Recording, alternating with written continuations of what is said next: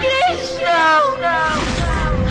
আমি সব ভুলে গিয়ে সুখে সংসার করছি।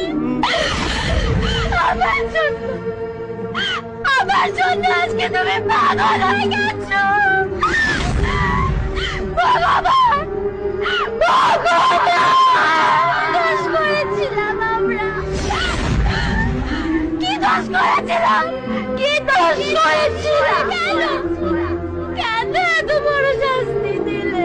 কেন? আমরা তো শুধু ভালোবেসেছিলাম। আমি আর কারোর কথা শুনবো না।